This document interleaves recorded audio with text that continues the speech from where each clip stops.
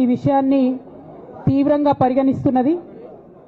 Party అధ్యక్షులు Shri K Chandrashekar Rao గారు శ్రీమతి K కవితను తక్షణం పార్టీ నుండి సస్పెండ్ చేస్తూ నిర్ణయం తీసుకున్నారని చెప్పి మరి నాకు ఒక ప్రకటన నిన్న టీవీల ద్వారా అందుకోవడం జరిగింది.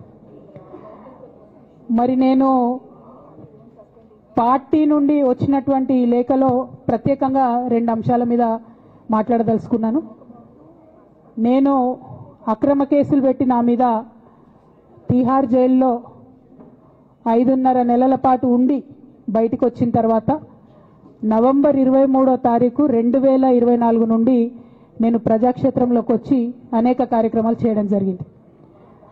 మరి నేను చేసినటువంటి పనులలో మొట్టమొదటిది ఒక బిడ్డ హాస్టల్లో చనిపోతే ఆమెను విజిట్ చేసి అట్లానే గురుకులాల్లో జరుగుతున్నటువంటి అన్యాయాల మీద మొట్టమొదటి కార్యక్రమం తీసుకొని నేను మాట్లాడినా.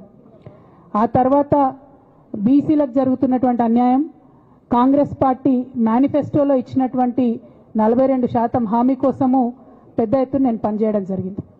అట్లానే మహిళలకు 2500 ఇవ్వాలని చెప్పి పోస్ట్ కార్డు ఉద్యమాన్ని నేను చేపట్టడం జరిగింది.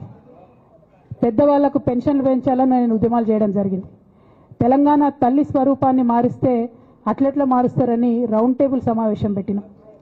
బనకచర్లు అక్కడ గడుతున్నారంటే దాని మీద రౌండ్ టేబుల్ సమావేశం పెట్టినాం. ఓవరాల్గా తెలంగాణ ప్రాజెక్టులు, అందుబాటులో ఉన్నటువంటి నీళ్లు, వీటన్నిటి మీద కూడా రౌండ్ టేబుల్ పెట్టినాం.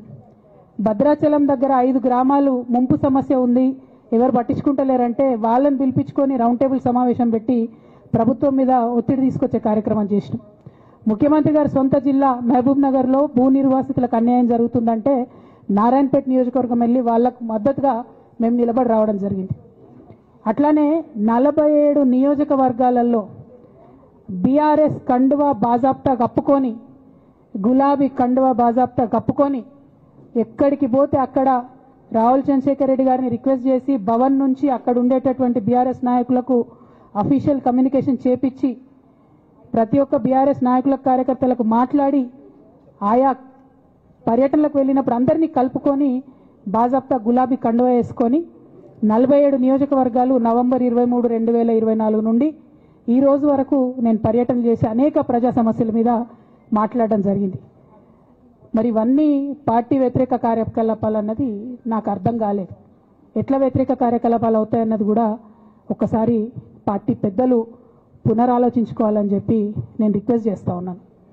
అదేవిధంగా మరి బీసీల